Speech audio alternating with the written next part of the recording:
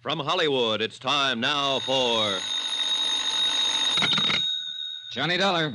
Pat McCracken, Johnny, returning your call. Oh, hi, Pat. How's Southern California? My vacation on expense account? I love it. Well, don't overdo it. Just because the Jolly Roger matter interfered with that vacation you'd planned is no Now, reason. wait a minute. You promised full expenses. Okay. When are you coming back to Hartford? As soon as I clear up the LaMarr case. Want okay expenses on it now? Huh? LaMarr? Yeah, Pat. This is a case that'll make your hair curl.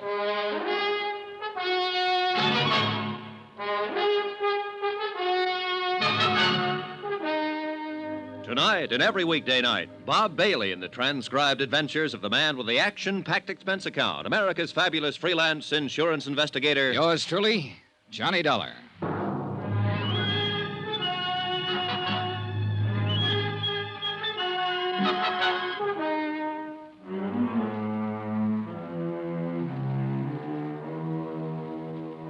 Expense account submitted by Special Investigator Johnny Dollar to the Universal Adjustment Bureau, Hartford, Connecticut. The following is an accounting of expenditures during my investigation of the LaMarr Matter. Expense account? Forget it. I'm on vacation. As far from Hartford, Connecticut, center of the insurance business as I can get. Yeah, I'm in La Jolla, California, and I'm staying in a big, ritzy motel called El Crescenta. Alone. Oh, there is a girl down here. A lot of them, in fact. But one in particular. Vonnie LaMarr, her name is. Sounds like somebody in show business, doesn't it? But she isn't. Tall, 5'8", brunette, pretty as the devil. And I gave her the line that my so-called business back east consists of nothing more exciting than running a filling station. How can you afford to come all the way out here to California for a vacation? To say nothing of staying at the El Crescenta. Rich uncle, Vonnie. Died and left me a couple of thousand to do with as I see fit. This is the way I see fit. Only a couple of thousand. Mm-hmm. Gee, that's too bad. A couple of 100,000, I might really fall for you. Oh, Vonnie, how can you? Hmm? Well, here I thought these last 3 days and evenings with you were due solely to my overwhelming personal charms. Your charm has nothing to do with it. Kiss me again, anyhow. With Vonnie around, who needed a couple of $100,000? The gal was just about all anyone could ask for. And I don't mean for just a quick vacation time romance. I'd spotted her the minute I'd landed here at this hotel. More like a guest ranch by the seashore. Beautiful, modern cottages set around a big green lawn with a swimming pool in the center big enough for the Olympics. Carports beside the cottages loaded with Eldorados, Continentals, and a handful of foreign sports jobs. And a beautiful big dining room and a building set up to look like an old clipper ship. And food and service worthy of Oscar of the Waldorf. And what was I doing here? On expense account, remember? Yeah, I'd spotted Vonnie the night I arrived from San Diego after clearing up the Jolly Roger matter and set my sights for her immediately. Naturally, I wondered what so attractive a girl was doing alone here. She cleared that up for me at dinner the second night. I still don't understand why Daddy hasn't arrived yet. Oh, he's supposed to join you on this vacation? We always spend our vacations together. At least we have since Mother died a few years ago. You're an only child? Yes. Really a foster child. Just as we were about to take our plane, some crisis or other arose at the plant. So he made me come along and wait for him. LaMarr Metal Products. LaMarr Matter. Oh, yeah. Aircraft components, isn't it? South Bend, Indiana? Yes. You know how crisis can arrive in a business like that. Sure, imagine so. Government orders, and all that sort of thing. Yeah. Well, you'll probably hear from him before. Oh. Hey, waiter, would you like to get us... Senorita, a telegram for the lady. Oh? Excuse me, Johnny. Sure. Here you are, Pedro. Gracias, senor. Oh, dear. What's the matter? It's from my father, and I don't like it. Listen. Must delay departure a few more days. Doctor's orders. Oh? Nothing to worry about. Stay there in La Jolla until I join you. Love, Daddy. That's too bad. But doctor's orders. There's nothing wrong with Daddy. He had a new insurance examination just a month ago. They gave him a clean bill of health. What company? Try mutual something or other, but what difference does it make? There's something wrong about this. I'm sure of it. Well, why don't you phone him? Yes. Yes, I will. My cottage is right next door here. Come on. It was none of my business, but the name of Tri-Mutual rang an old familiar bell. Yeah, I'd handled a lot of cases for them. Anyway, she wasted no time in putting through a call to her father's private number in South Bend. Yes, operator? Thank you. I don't know why I didn't go to my own cottage to make this call. My pleasure. I guess I'm a bit upset by this wire. I don't blame you. There's nothing wrong with Daddy. There can't be. Well, maybe he just made the mistake of mixing too many oysters with too many martinis. Hello? Hello? Daddy, what's this telegram you sent me? Oh. Oh, I see. Oh, well, you had me scared for a few minutes. Oh, yes, fine. Mm-hmm. Yes, if you must know the truth, I have. Johnny Dollar. Uh-oh. Very. Careful, gal. Oh, he says he runs a filling station, but I don't believe him. I'll tell you all when you get here. And hurry, darling, please. All right, Daddy. Good night, dear. Oh, thank goodness. You don't know how close your guess was, Johnny. Oh? It was just a slight case of indigestion. Plus the fact he wanted another day at the plant. Well, good. Then let's go back to the dining room and see what kind of indigestion we can accumulate. Well, that started it. 3 days and nights of as much fun and relaxation as I've had in years. A wonderful place to stay, a private beach that I'll wager is second to none on the Pacific coast. Swimming, water skiing, skin diving, sailing, everything. Oh, this was it. Or so I thought. Oh, why make any bones about it? I'm a sucker for romance. And believe me, it wasn't hard to be serious with Bonnie. Johnny. Yeah? This is nice, isn't it? Mm-hmm. I don't believe in love at first sight. Do you? No. No, But it is nice, isn't it? Hey, whoa, gal. Hmm? It'd be much too easy to fall in love with you, Bonnie. And I mean the forever kind.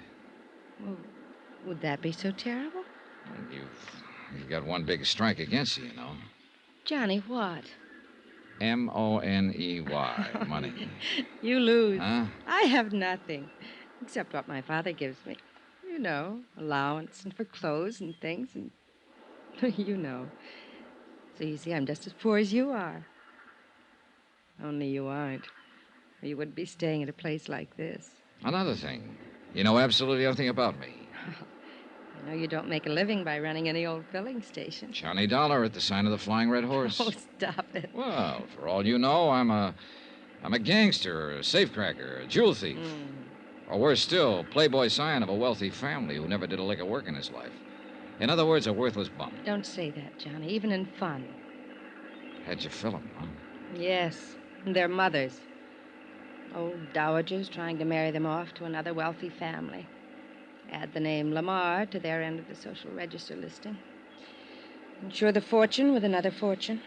I thought you said you were poor. Well, you know what I mean. A bunch of worthless fops, that's all they are. I've seen better men among the servants and chauffeurs, the little Mexican boy who helps one of the gardeners, and the young businessmen there in South Bend and in other cities. Maybe earning just enough to make ends meet, but men. Ambitious, hard-working, willing to get somewhere on their own merit. And, well, you know what I mean. Mm-hmm. Why don't you marry one of them, Bonnie? It isn't as easy as that, Johnny. You know it. Maybe I was waiting for someone like you to... I still don't believe in love at first sight. Good. Let me snuggle again. Like before we started this horrible discussion. Mm-hmm. Sun's going down, though, honey. And this little niche in the rocks is going to get cold. Yeah, look. Everybody else has left the beach. Come on, snuggle. I like it. Kiss me. And I thought I'd have to ask for it.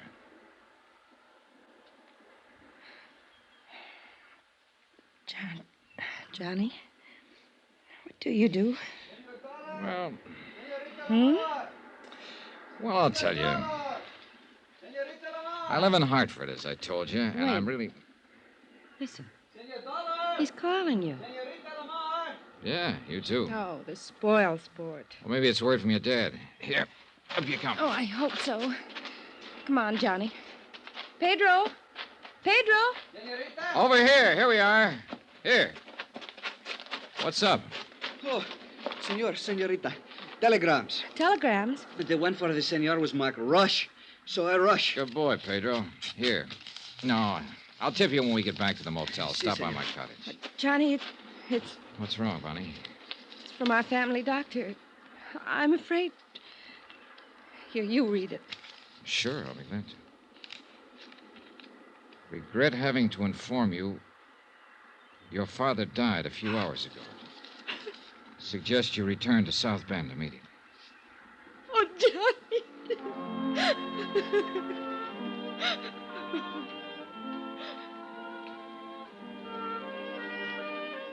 It was a few minutes before Vonnie could pull herself together enough to walk from the beach up to her cottage where she could pack her things for the trip back to South Bend.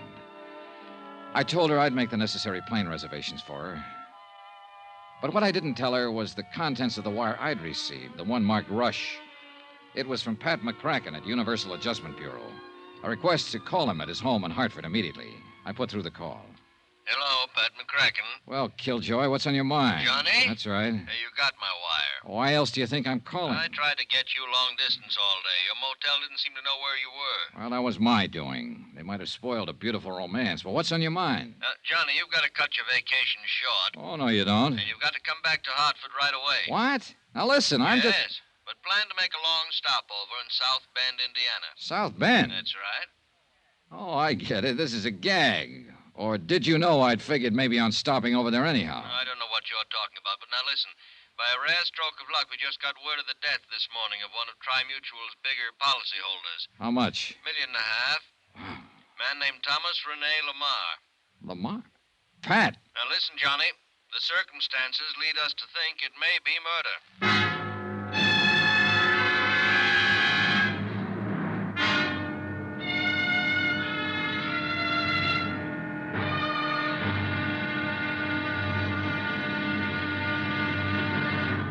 Now, here's our star to tell you about tomorrow's intriguing episode of this week's story. Tomorrow, a set of circumstances arise that are enough to keep a man from trusting even himself. Join us, won't you? Yours truly, Johnny Dollar.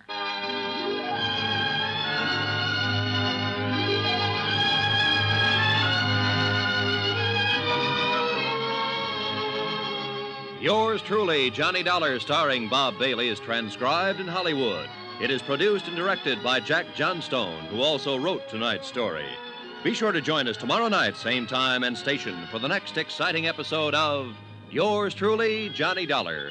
Roy Rowan speaking.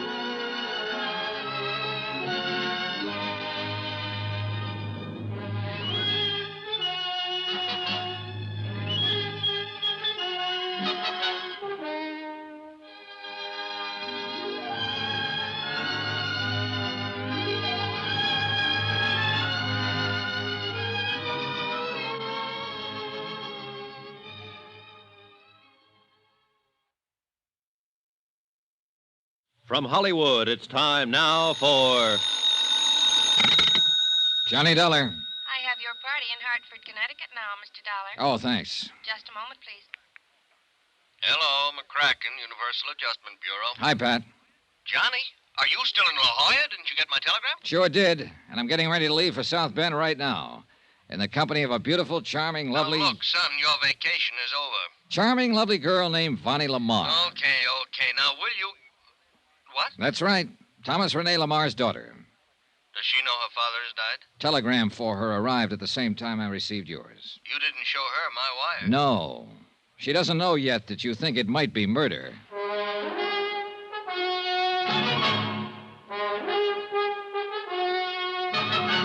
Tonight and every weekday night, Bob Bailey in the transcribed adventures of the man with the action-packed expense account, America's fabulous freelance insurance investigator. Yours truly, Johnny Dollar.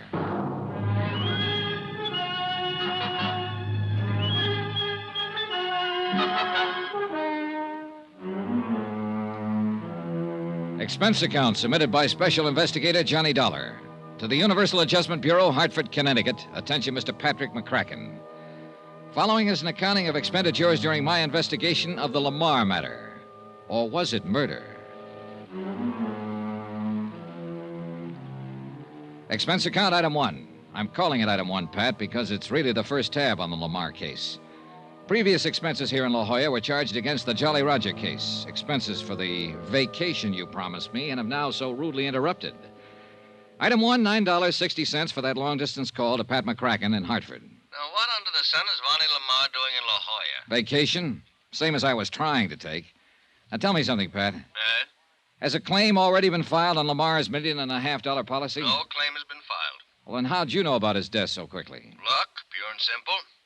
Insurance company is Tri-Mutual. Big office in Chicago, headed up by Lawrence Comstock. Oh, sure. Known him for years. Good man. Well, he's written all of Lamar's policies himself. He got to know the old man pretty well. Uh-huh. Personal friends, you know. Weekend golf together, same clubs, and both nuts about two-handed pinochle. So? Well, Comstock had been Lamar's house guest the past few days, and been with him practically every minute the old man wasn't at his plant. Was he actually there when LaMarr died? Yes.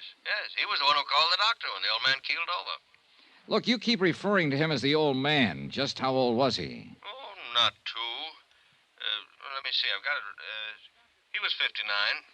The doctor's name on her telegram was Wilson. You know his first name? No, I don't know. That stuff you'll have to get from Comstock there in South Bend. Okay.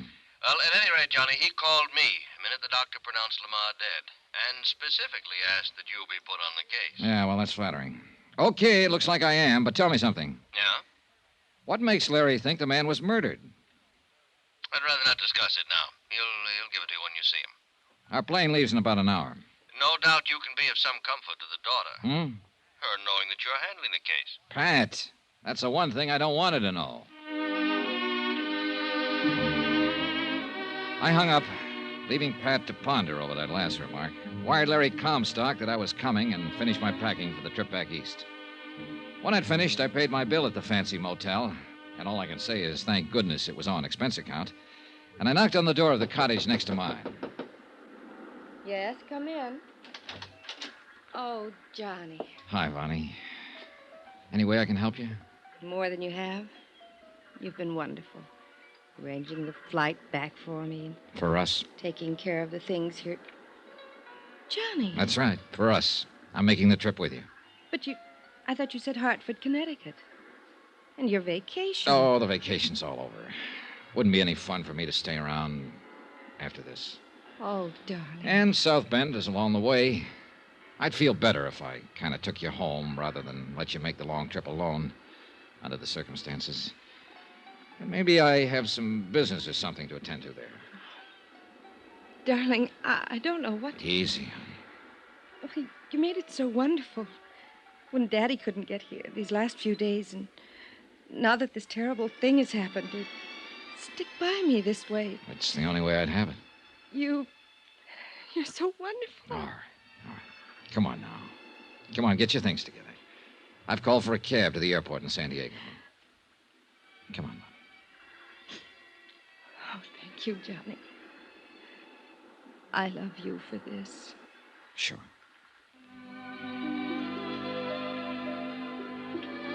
I can't say I exactly relish thoughts of the flight back east. Much as I hoped I could be of some small comfort to the girl. Much as I genuinely wanted to. Such things can be pretty rough. particularly in this instance.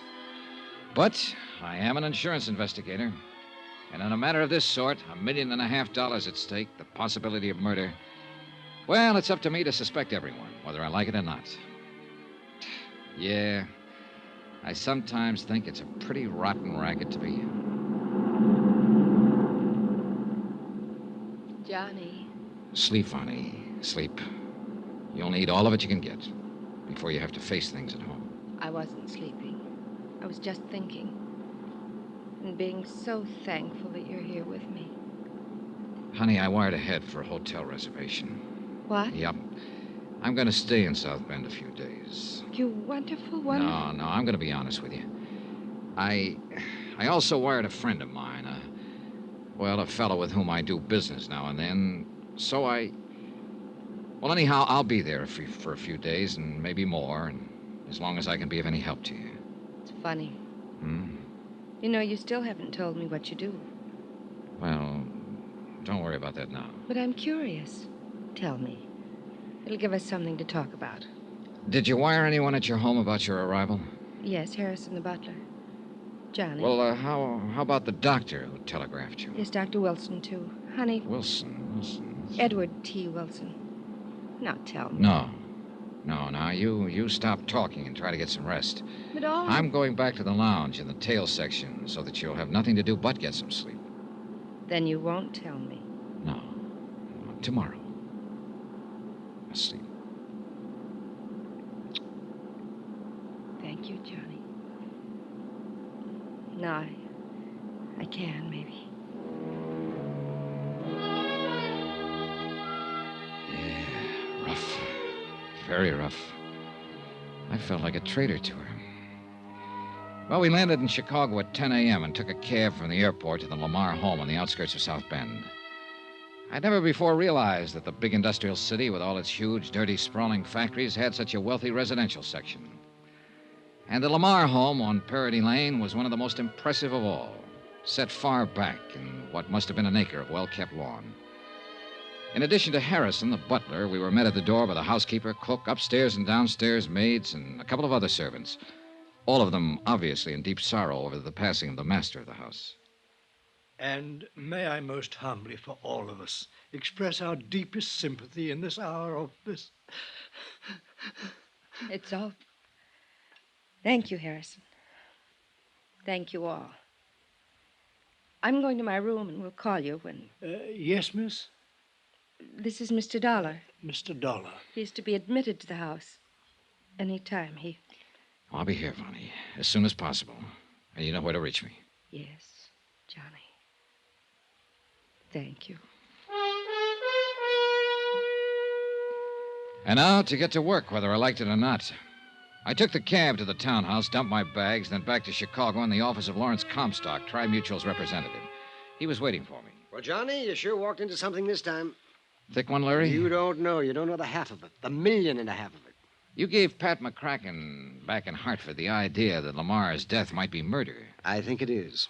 I really think it is, Johnny. Why? Tom LaMarr was one of the best friends I ever had. He should have been. Your commission on the insurance he was carrying was enough to set you up for life. Oh, no, Johnny, don't talk like that. Tom was a good friend of mine, quite aside from business. I sold him his very first policy years ago, and he was just a bookkeeper for Atlas Processing Company, earning $70 a week. And when he married Delise... Delise? That's his wife, who died 5 years ago. Oh. That policy was only for $2,500, straight life. So? Well, you know how little my commission was on that. But I liked him. I saw that he had a spark about him, that with the proper kind of encouragement, he could go places. And he did. Yeah, so I understand. I understand that LaMarr Metal Products is a really big thing. General Metal Fabricators just bought them out. Oh? Yes, and Tom was getting all ready to retire. Spend the rest of his days having fun, golf, fishing, winters in California, and summers in Minnesota, that sort of thing. And taking care of Vonnie, his adopted daughter. Yeah. Kind of worth taking care of, too. Eh? I know her, Larry. Met her in La Jolla, California. Oh, then you... Brought her back here to face the sad fact of her father's death. Why didn't... Oh, yes, of course. The family doctor, Ed Wilson. I should have realized. He sent a telegram to Vonnie to the same place you were, in La Jolla. She's a wonderful girl, John. You're telling me. But, Larry... Yes? Something you told Pat McCracken back in Hartford has led him to think that possibly Thomas LaMarr was murdered. Johnny, in the years I've known Tom LaMarr, Yeah? I've not only known him, but I've known his family. Well? And much of his affairs, personal as well as business. Well? His wife, Delise, I would have married her long ago if I'd been able. Oh, get to the point, Larry. Oh, yes, of course. And his daughter, Vonnie. I wish she'd been my daughter, my child. Come on, Larry. Come on, get at it. She's a wonderful girl. You said that. Oh, yes, of course. Well, there were things in her past, Vonnie's past, that even her mother and later her father didn't know about. But I did. For heaven's sake, man, get to the point. You too? Yes, me too. Yeah, me. The confirmed bachelor. Take him or leave him. Have fun. Forget him. Make a big... Come on, Larry. Listen, Johnny. Now listen carefully. Dr. E.T. Wilson, Ed Wilson, an old friend of mine as well as Tom. Yes? It was Ed who made the last insurance examination 4 months ago. Thomas Rene LaMarr was in better health than you are. After all, he was only 59, and he'd lived a careful life, taking good care of himself. Well, go on. We were sure of his physical condition, sure of it. That's why I let him add to his already large policy. Larry, you've told Pat McCracken, and you've admitted to me that you think Thomas LaMarr was murdered. Yes, John. Because of one man. Who? The one man who shared his confidences, business and personal. Yeah? Who was closer to him than even Ed Wilson or me. Well, who? One man who alone could be sure of benefiting by Tom LaMarr's death. Oh, look, Larry, that bush you're beating around is getting bigger and bigger. It's so simple, John, so discouragingly simple. All right, Larry, all right. Take it any way you like. I'm here for 2 reasons. Because I'm assigned to this case, and because of Vonnie. Yes, I know. Now, who is it you suspect? The man Vonnie is really in love with. Oh. I'm sorry, Johnny.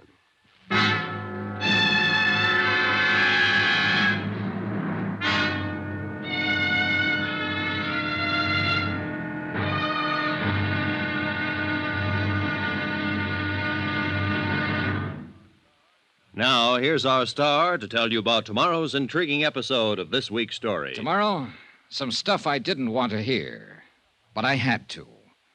Join us, won't you? Yours truly, Johnny Dollar.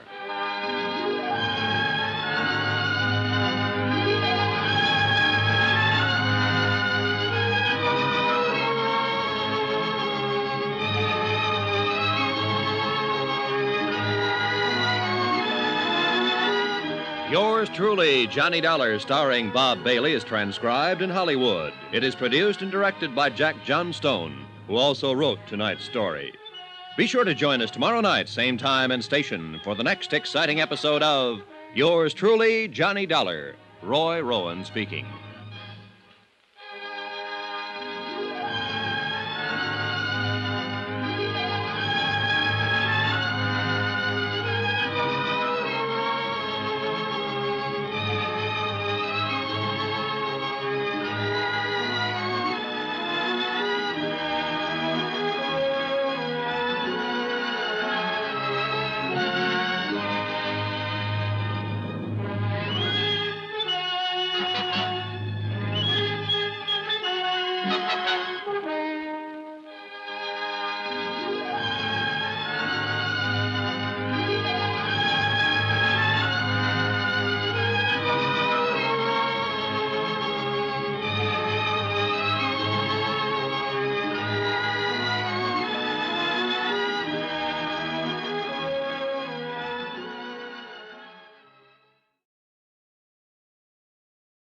From Hollywood, it's time now for... Johnny Dollar. Johnny, this is Vonnie. Oh, yes? Please, come out here to the house, right away. Is something wrong? Johnny, you said you came back here to South Bend to...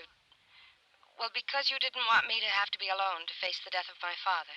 Yes, dear, Johnny, you also said you have business here. Well, yes. Is it connected with my father's death? Vonnie. Please, dear, don't lie to me. He was insured for over $1 million. Or do you know that? listen. Was this business of yours connected with Daddy? Was it because you, too, think he was murdered? Johnny? I'll come out and see you.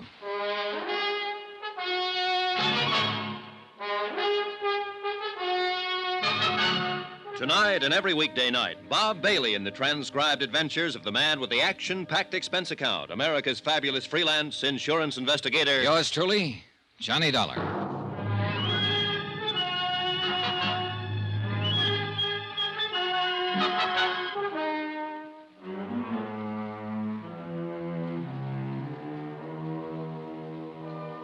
Expense account submitted by Special Investigator Johnny Dollar. To the Home Office, Universal Adjustment Bureau, Hartford, Connecticut. Assignment, the LaMarr Matter. The question, was it murder? The beautiful girl, Vonnie LaMarr, and the beautiful romance I found during my so-called vacation at La Jolla, California. Well, things really got into a bind when she received news that her foster father back in South Bend, Indiana, had suddenly died. And I received word that I was assigned to the case. Not only because of the $1.5 million policy on LaMarr's life, but because it looked as though it might be nothing more nor less than murder. From La Jolla, California to South Bend, Indiana was only a quick flight by plane, and the first person I contacted was Lawrence Comstock of Tri-Mutual, Chicago office, who'd issued the policies on LaMarr's life. Yes, Johnny, the only two real friends Thomas LaMarr had these past few years since his wife died were Dr. Ed Wilson and myself. And Wilson is the man you called in when LaMarr died. Yes, you see, Tom and I used to spend a lot of time together. Weekend golf, belonged to the same clubs, that sort of thing. We used to love playing two-handed pinochle together. Uh-huh. Go on. I was with him at his house the night he died. And so unexpectedly, Johnny, as I told you, he'd had a most thorough physical examination only a few months before. Or I'd never have permitted him to increase his insurance to $1.5 million. Must have cost him a fancy premium. It did. It did. Prohibitive. But that was the way he wanted it. For his adopted daughter, for Vonnie, whom you know. And if you're half a man, having spent a few days with her in La Jolla, you're in love. Oh, shut up and tell me what you know, will you? You said murder. Oh, yes, I'm sorry, Johnny. It began last weekend. As I often do, I spent the weekend with Thomas LaMarr. Well, Friday night, Dr. Ed Wilson was with us. We played three-handed pinochle. Yes. Tom was in perfect health. I know he was. And our evening was all fun, completely uninterrupted. Except by young Marson. Marson? Tom's confidential secretary. And he's the one. Larry, you are the one who told Pat McCracken back in Hartford that you thought Thomas LaMarr was murdered. That's why you wanted me to come on out here to investigate the case. Yes. All right, now tell me the truth. Is it because of your great friendship for LaMarr?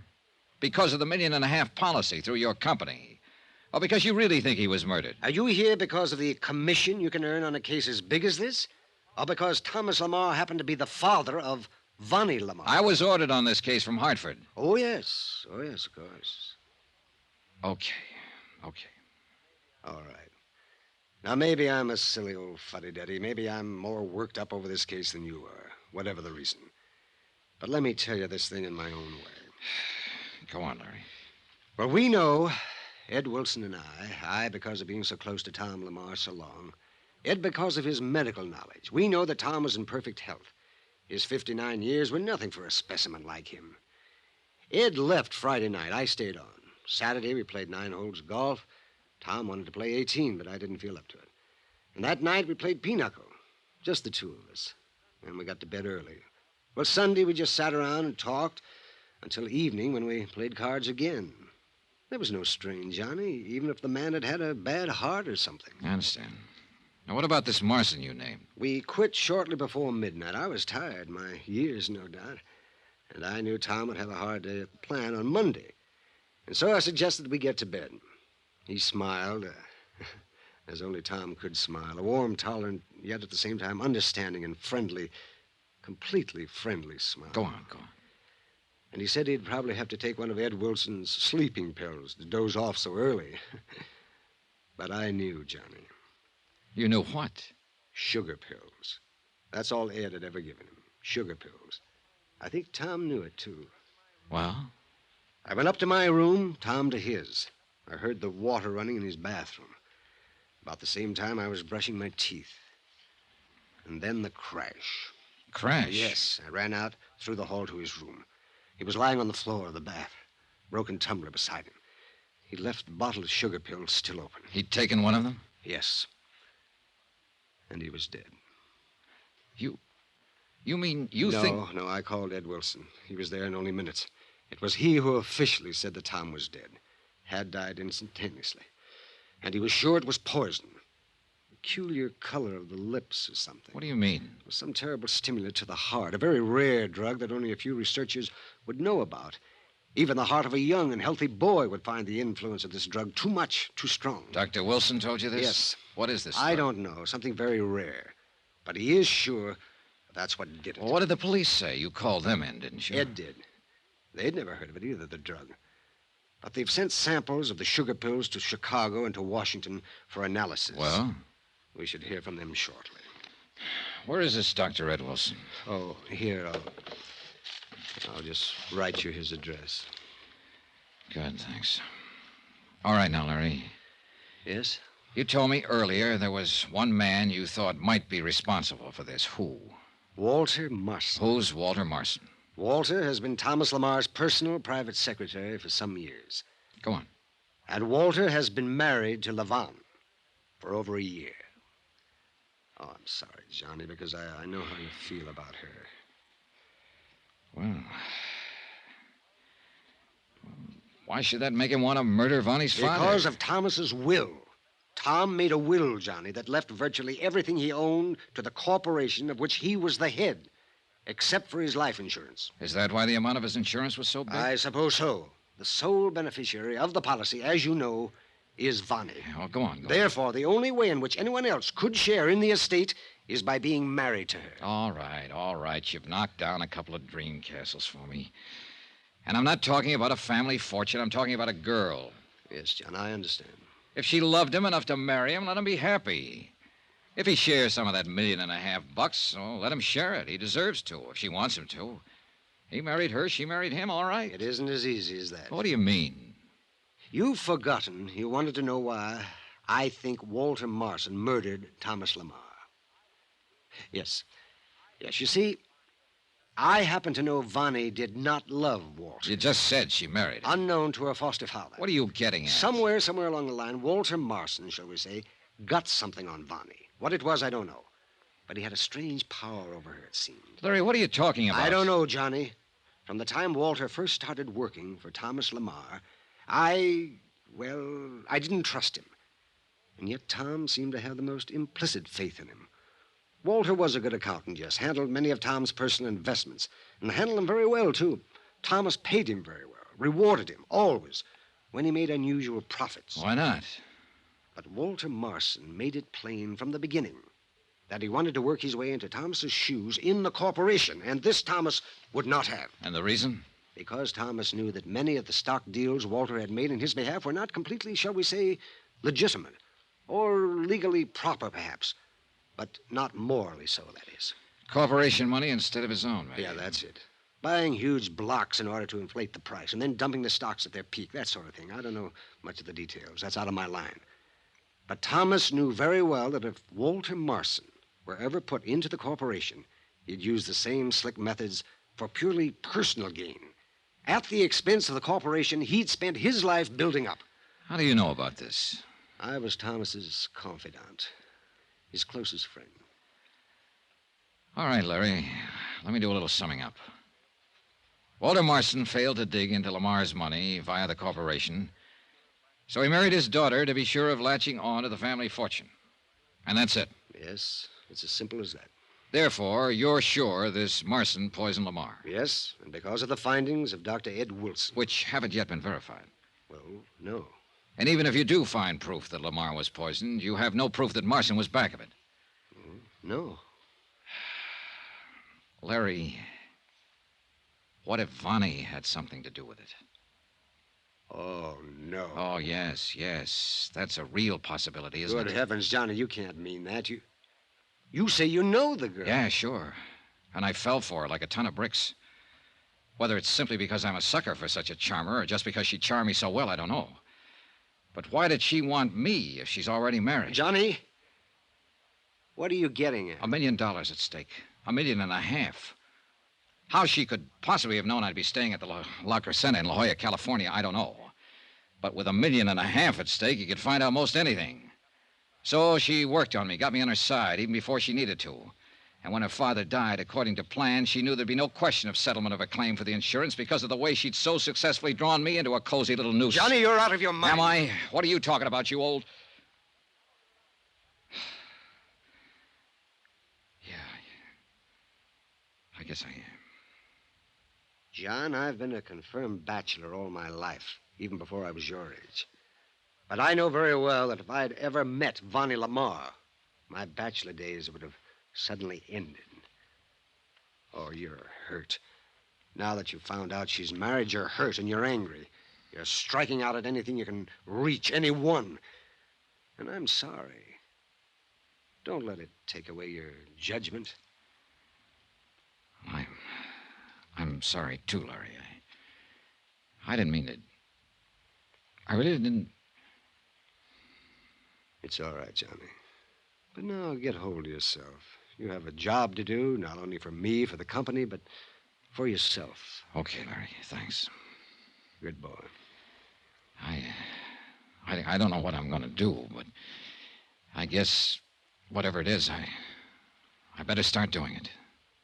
Yes. Good luck, Johnny.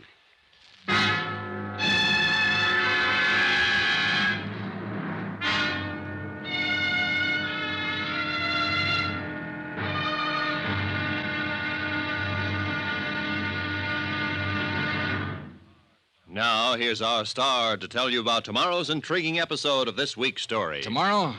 Well, it doesn't take long to find out what has to be done on this case, because the turning point in the whole thing comes straight to me, and with a vengeance. Join us, won't you? Yours truly, Johnny Dollar.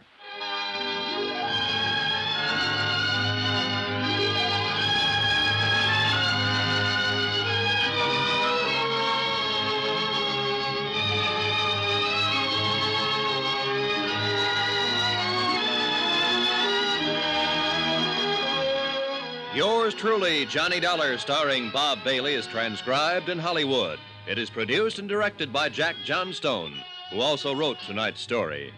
Be sure to join us tomorrow night, same time and station, for the next exciting episode of Yours truly, Johnny Dollar. Roy Rowan speaking.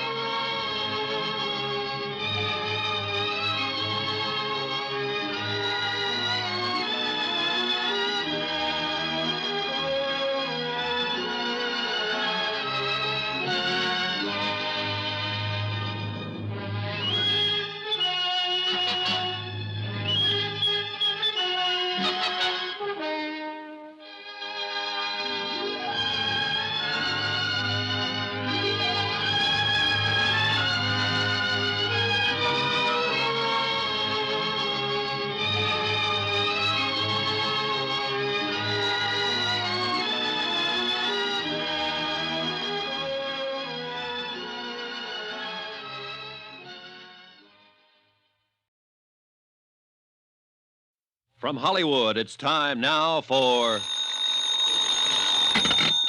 Johnny Dollar. Dr. Edward Wilson, Mr. Dollar. Oh, hello, Doctor. Mr. Comstock of Tri-Mutual Insurance asked me to call you. Regarding the death of Thomas Rene LaMarr. Yes. I've just left the police department. The chief autopsy surgeon... Yes? There's no question about it. Thomas LaMarr was poisoned. I see. I'd like to talk to you, Doctor. I understand you were one of Mr. LaMarr's closest friends. Yes? And one of the beneficiaries of his will. That's quite... Where did you learn that? I didn't. It was a shot in the dark. No, look here, young... Better stick close to your office, Doctor. I'm on my way over to see you.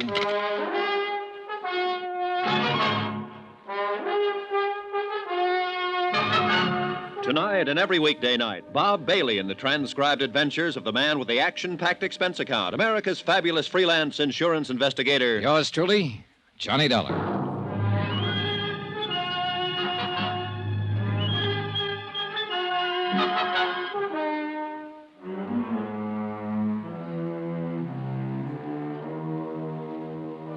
Expense account submitted by Special Investigator Johnny Dollar. To the Home Office, Universal Adjustment Bureau, Hartford, Connecticut. Assignment, the LaMarr Matter, now proven to be murder.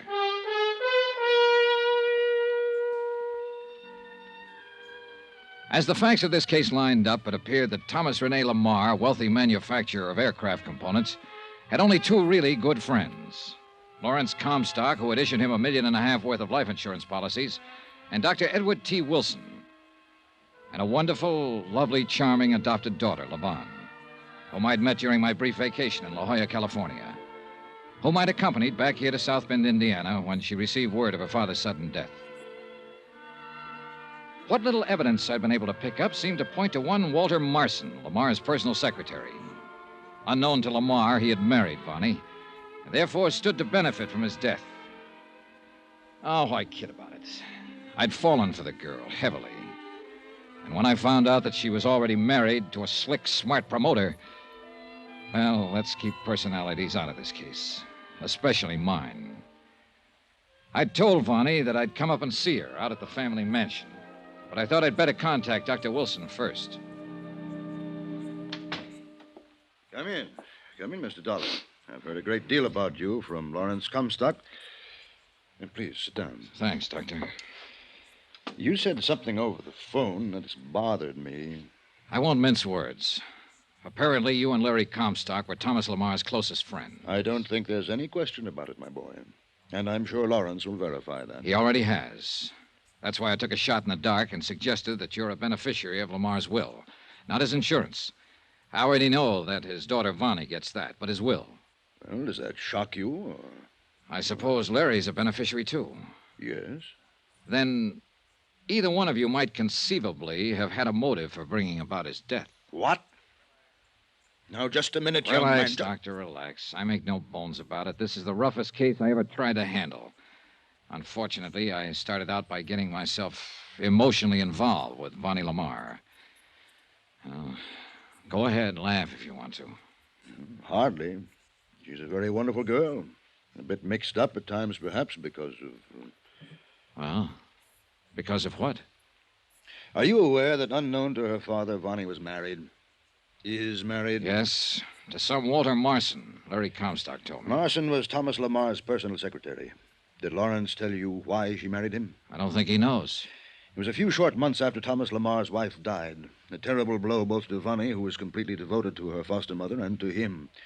By way of quenching his sorrow, Thomas drove himself in his work, 16, 18 hours a day at the plant, all his waking hours, so that he would have time to think of nothing but his work. But Vonnie had no such outlet for her emotions. Her friends, a lot of rich ne'er-do-wells, rich, worthless bums, if you like, got her interested in gambling. Oh? She plunged into it with a recklessness and abandon that quickly got her into debt so deeply that, well, there was only one way out. Her father didn't know? No. But young Marson did, and he took full advantage of it. In return for her agreement to marry him, he promised to quietly obtain the necessary funds from Thomas Lamar's investments, which he, Marson, handled. And he did. And she married him? Yes. But how could she? She didn't love him. And you must realize her emotional state at that time. She was terribly upset over the recent death of her mother, and so was her father, of course. She knew the shock it would be if he ever knew of her gambling and the tremendous debt she'd incurred. She was beside herself, ready to do anything. So she married Marson. I could kill him. Now, let's get one thing straight, Mr. Dollar. Yes? You, too, were a bit upset when you came in here. You spoke as though you might think both Lawrence Comstock and I could have motive for wanting Thomas's death. I'm sorry, Doctor. It's true that we are beneficiaries of his will. At least Thomas assured us we were. But only in a very minor way.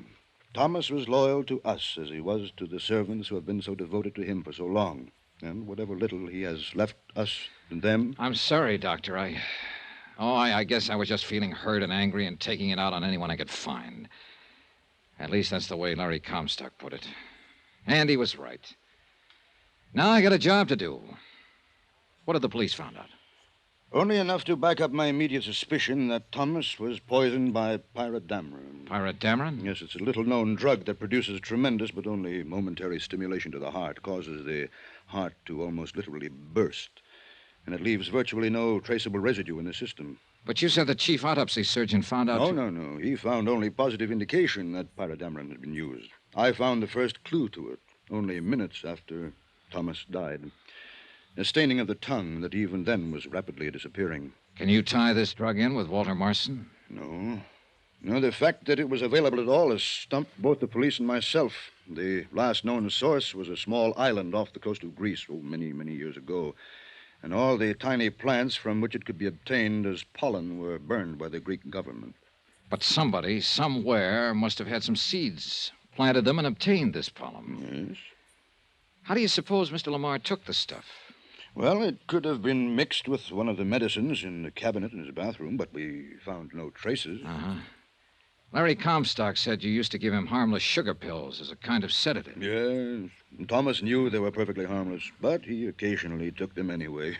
It was a kind of joke. Could this pyrus stuff have been mixed with them? We found no trace in the bottle. But you would have been able to. Yes. It is only in assimilation by the human body that dissipation is so complete as to make it virtually undetectable. I'm afraid I haven't been of much help to you, Mr. Dollar. I think you have, Doctor. I think you have.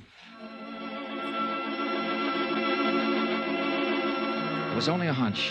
But in this business, you sometimes have to depend as much on hunches as on common sense. I picked out the library nearest to the LaMarr residence to do my research. Pyrodamarin. You're sure that is the word? Yes. Can't you find anything on the subject? Nothing beyond what you found in the Pharmacopoeia Index. The name of the plant from which it is derived. Blephara piporus calandus. No common name. Yeah, I know. Well, thanks. Of course, the main branch of the City Library in Chicago might have something. Sure, thanks.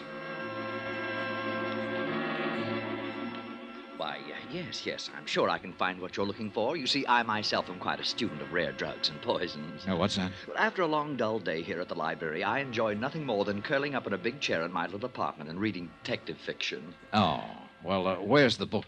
I'll show you. But quietly, please. We must maintain the proper atmosphere for our readers. Oh, sure. Yes, I know the poison pyrodamarin very well. It was used in that wonderful story, The Case of the Yellow-Lipped Monster. Oh, excellent book. Thrilling. Oh, you should read it. Yeah, well, Pyrodamarin was new to me, so as usual, I had to find out all about it, and I did find out, too. The plant it's derived from, where it's grown, where it was grown.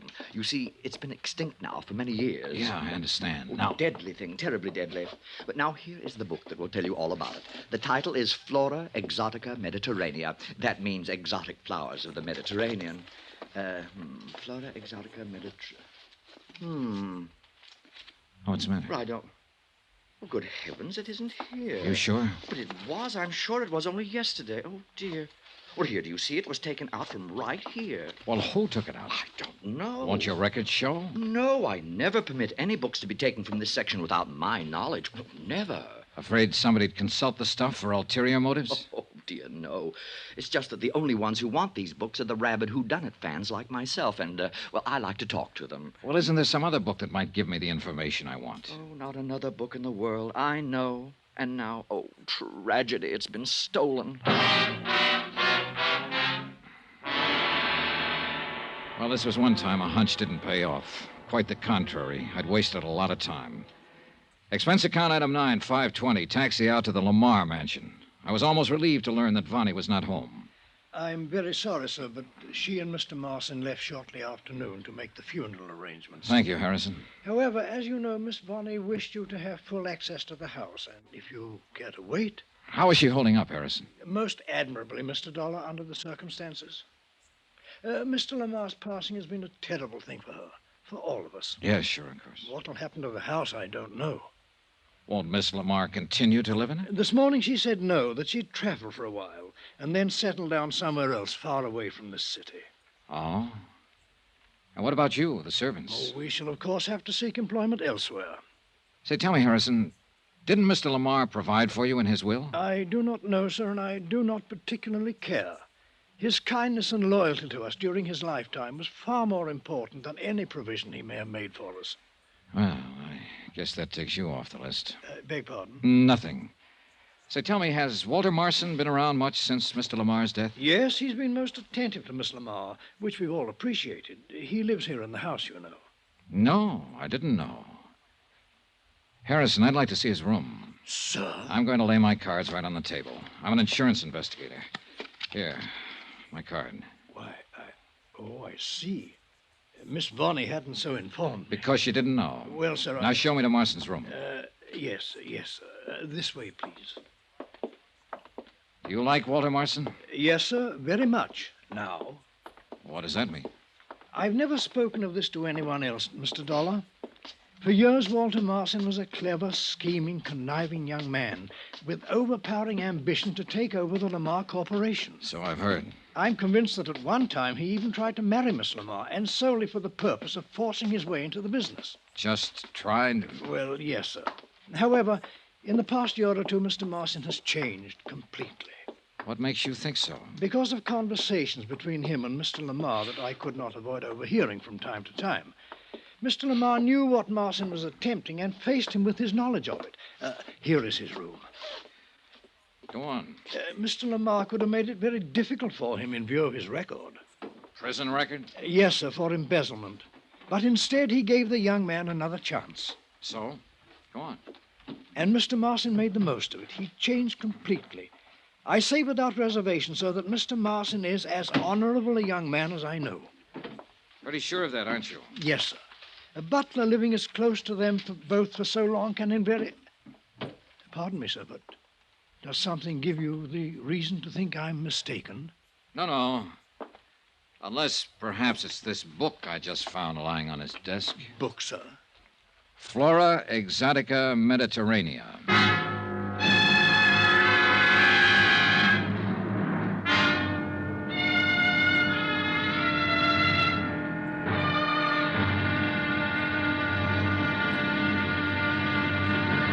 Now, here's our star to tell you about the final intriguing episode of this week's story. Tomorrow, the wind-up, and a switch that will make your head spin. Join us, won't you?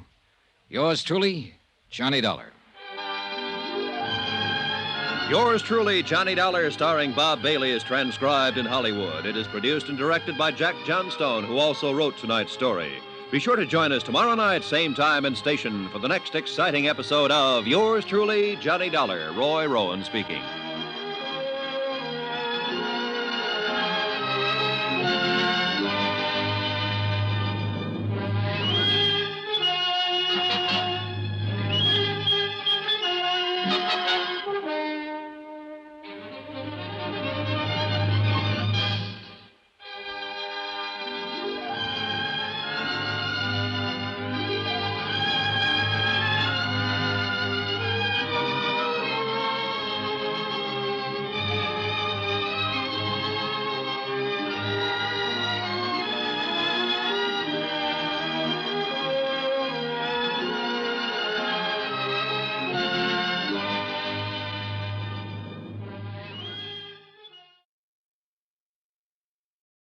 From Hollywood, it's time now for... Johnny Dollar. This is Larry Comstock, Johnny, at Tri-Mutual Insurance. You're out at the LaMarr home. Yeah, Larry. Police crime lab find out anything more about the stuff from here they took in for examination? Yes, they certainly did. Well? They found traces of that poison, pyrodameron, on the toothbrush that Thomas LaMarr was using just before he died. Are you kidding? Oh, no. No, indeed, John. Not a bit. There's a murder weapon for you, a toothbrush. Larry, send the cops out here. I think I've just about got this case sewed up.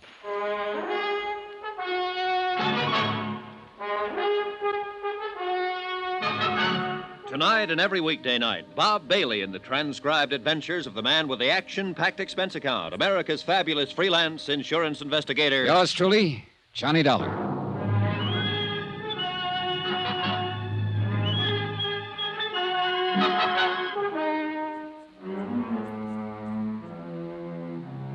Expense account submitted by Special Investigator Johnny Dollar, location South Bend, Indiana. To the Universal Adjustment Bureau, Hartford, Connecticut. The following is my final entry of expenses incurred during investigation of the LaMarr murder. And murder it most certainly was. It was in La Jolla, California, during my so-called vacation, that I met, and I must admit, kind of fell for Vonnie LaMarr. It was from La Jolla that I flew her back to South Bend, Indiana, when we both received news of her foster father's sudden death. All the clues I'd been able to dig up seemed to point to one Walter Marston, who had been Lamar's personal secretary and who lived at the LaMarr Mansion. At his room there in the house, I found the one book in the world that described the poison, pyridamrin, that had killed Thomas Rene LaMarr. Poison derived from a pretty little yellow flower, once raised on an island near Greece. The flower was sudden death in its pollen. Huh? You're Johnny Dollar, aren't you? Harrison the butler said you were up here. And you must be Walter Marston. What are you doing in my room? Let me ask the questions, Marston. Now, just a minute. Look, mister, you may as well know it. I'm an insurance investigator. So Harrison said, but I don't believe it. Right here, my credentials. Uh-huh. Oh, I see, but I thought... You thought I was just a boyfriend that Vonnie LaMarr met in La Jolla and who just came back here with her to comfort her over the loss of her father. Yes, that's right. Well, you were wrong, mister. Or partly so. The main reason I'm here is to find out who murdered Thomas LaMarr and why. And I think I found out. You have? Well, who, Mr. Dollar? Interesting book you've been reading here. Oh. Flora Exotica Mediterranea. Stolen from the Central Library over in Chicago, wasn't it? Well, yes. Yes, it was. Found a poison in it, didn't you, Marston? Pyridamrin. Deadly, quick, and hard to trace. So rare that the chances were pretty good it wouldn't even be recognized. But it was. Where'd you get it, Walter? As you said, at the library. I'm talking about the poison, the pyridamrin that killed Thomas LaMarr. Oh, no. You're all wrong. Am I? Who besides Vonnie would benefit from the $1.5 million insurance on Lamar's life? Well, what makes you think that I know that you I'd would, be the... because I know you're married to Vonnie. No. You tried to inveigle your way into Lamar's business, but he wouldn't have it. All your chiseling and conniving and phony stock transactions got you nowhere. So you did the next thing you could think of. You got something on Vonnie and forced her to marry you. So you thought you'd at least be sure of a big hunk of the insurance money over my dead body. No, look, Dollar, maybe I was married to Vonnie, but... I found out about her big gambling debts, got her off the hook by some fancy manipulation of her foster father's investments. No doubt threatened to tell him all about it unless she did marry you, and thereby guaranteed yourself a prosperous future. Oh, and you timed the whole thing beautifully when she was emotionally upset over the death of Mrs. LaMarr. No, Dollar, you don't know But what you you're got talking impatient. about. Couldn't wait for him to die a natural death. Dollar. Mr. Dollar. Sure, go ahead, speak up and make it good. Well, I was married to Vonnie. But I'm not now. Sure. That's right. I did want a place in LaMarr Metal Products, and I thought I could get it by showing Mr. LaMarr how clever I was. Well, instead of throwing me out, he gave me another chance. I'll be forever grateful to him. It was a turning point in my life. I give you my word, Mr. Dollar, I've done nothing since that time that's been anything but completely honest and above board. Pretty speech. No, it's true. It's true, I swear it. Nevertheless, you married Vonnie in the hope We're that... divorced. You're what? Well, it was the only honorable thing I could do. Would you like to see the final papers? Vonnie mailed them to me from Reno before she went to La Jolla. You mean she... Yeah, let me see him. Here. My desk. Don't try to pull a gun out of there, Marston. You still don't believe me, do you? Here they are. Then would you like to tell me who did murder Thomas LaMarr? I wish to heaven I knew. That's why I got this book, hoping to find some clue as to where the pyridamrin might have come from. But you sneaked this book out of the library. Because I was afraid of the very kind of suspicion that you've shown. Want to know something? I'm still showing. And I tell you you're wrong. Ask Vonnie. She'll tell you. Oh, where is she? Harrison said you two had gone out together to make arrangements for the funeral. Yes, we did, and we came back together. But when Harrison told her that you were here to see her, she said she'd be back in a few minutes. Where did she go? Oh, she's still in the house somewhere, I think. Marston, just what is your relationship with Vonnie now?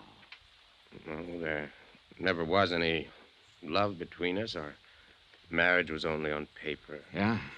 The foster daughter of the man to whom I owe so much, it's my duty to do what I can for her. In spite of her. Whatever what? Oh, even to the end, we kept from him any knowledge of her dissipations, her drinking and gambling. I thought that was all over. Oh, no. She's more deeply in debt now than she's ever been. I'm thankful Mr. LaMarr died without knowing. Well, I'll be. But with the insurance, of course, she'll be able to pay off. Marston, you're a dirty rat, and your accusation isn't very well veiled. Are you trying to say that I'm accusing Vonnie of the murder? Oh. Mr. Dollar. Yeah, go on. This book.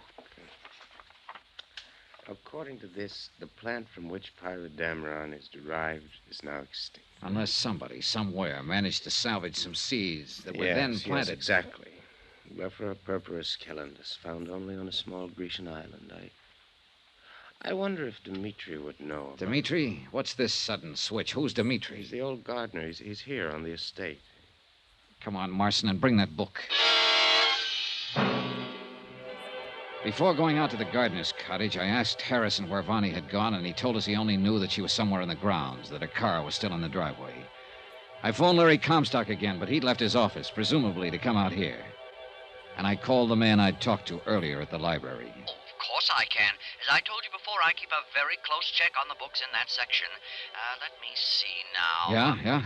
Yes, Flora Exotica Mediterranea has only been out 4 or 5 times in the past several years. Once to a Mr. Thomas... Yeah? Thomas Hanley. Oh. To a Mr. Ralph Cummings, Miss LaVon LaMarr, and... That's enough. Thanks.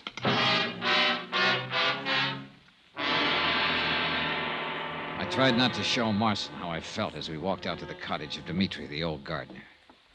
Could be nothing too nice for Mr. LaMarr. So I always try keep things nice. Yeah, I can see. Dmitri, Mr. Dollar's here to investigate the circumstances of Mr. LaMarr's death.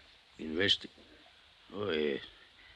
I hope you find who do this terrible thing to such a fine... Well, I want you to look at this book. Here. Did you ever see a flower like that? Oh, yes. Yes? Where? In old country.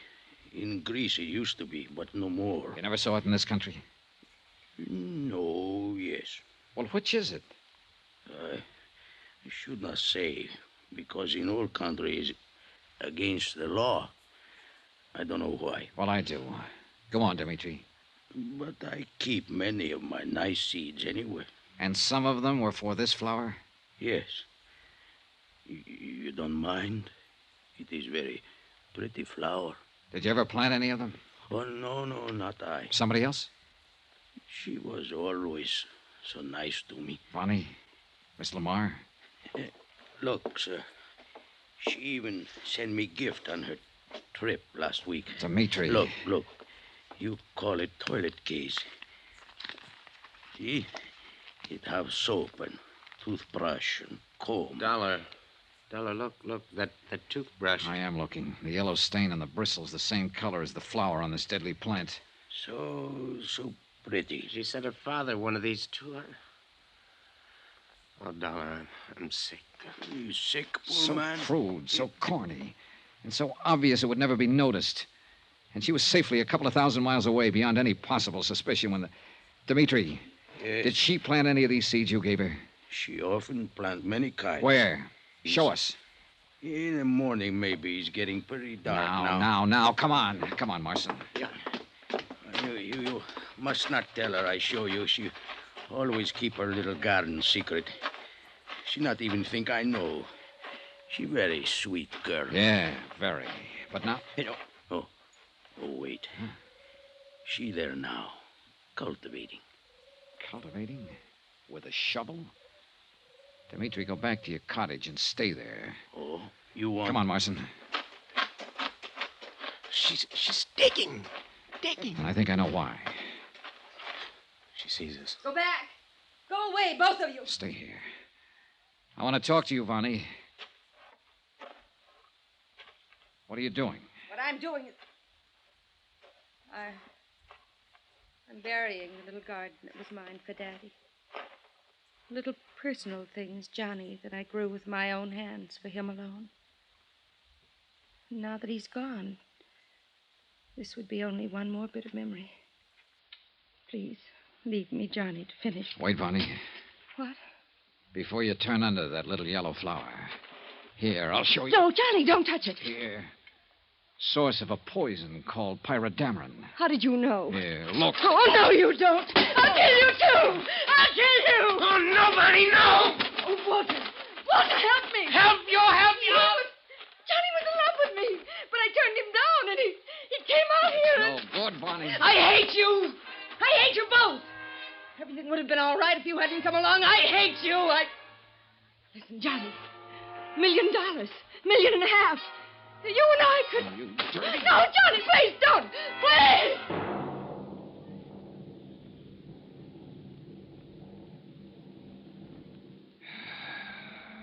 Believe me, this is one case I wish I'd never seen.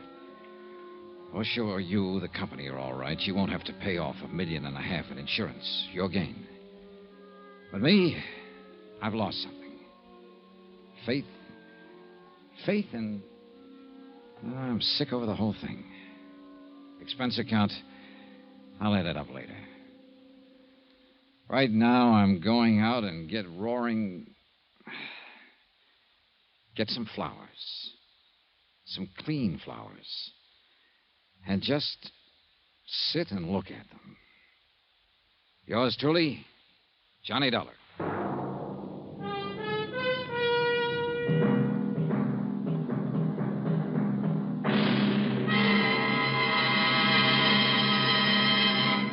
Now, here's our star to tell you about next week's exciting story. Next week, tell me, did you ever wake up from a pleasant dream to find a smoking gun in your hand and 2 bodies at your feet? Well, I have. Join us next week, and I'll tell you about it. Yours truly, Johnny Dollar. Yours truly, Johnny Dollar, starring Bob Bailey, is transcribed in Hollywood. It is produced and directed by Jack Johnstone, who also wrote this week's story. Heard in the cast were Virginia Gregg, Lawrence Dobkin, Harry Bartell, Eric Snowden, Howard McNair, John Daner, Gene Tatum, Joseph Kearns, Paul Richards, and Jack Moyles. Musical supervision by Amerigo Marino. Be sure to join us on Monday night, same time and station, for another exciting story of yours truly, Johnny Dollar. Roy Rowan speaking.